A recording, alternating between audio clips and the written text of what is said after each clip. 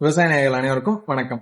So இன்னைக்கு எதை பத்தி பார்க்கலாம்னு பாத்தீங்கன்னா, விவசாய நேயர்களுக்கு மத்தியில ஒரு மிகப்பெரிய சந்தேகம் இருக்கு. பயோ ஃபெர்டிலைசர்னா என்ன, ஃபெர்டிலைசர்னா என்ன அப்படின்ட்டு. இந்த பயோ ஃபெர்டிலைசர் எதுக்கு பயன்படுத்துவாங்க, ஃபெர்டிலைசர் எதுக்கு பயன்படுத்துவாங்க அப்படின்ட்டு முதல்ல அந்த ஒரு டவுட்டை கிளியர் பண்ணிக்கலாம்.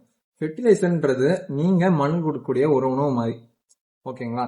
இதே பயோ ஃபெர்டிலைசர்ன்றது அந்த ஊட்டச்சத்தை கிராப்புக்கு, அதாவது பயிர்களுக்கு எடுத்து ஊட்டக்கூடிய அந்த ஒரு கை மாதிரி தான் பயோ ஃபெர்டிலைசர் வரும்.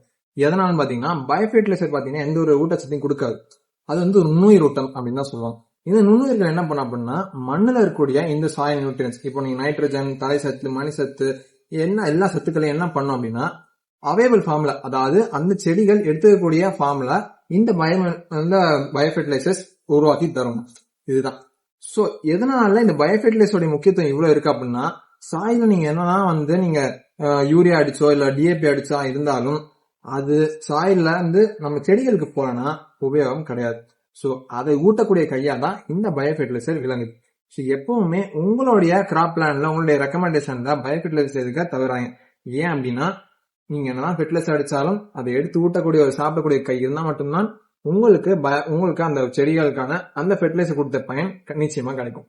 இந்த மாதிரியான உபயோகமான தகவல் தெரிஞ்சுக்க யூடியூப் விவசாய சேனலை மறக்காம சப்ஸ்கிரைப் பண்ணுங்க, ஃபாலோ பண்ணுங்க. நன்றி.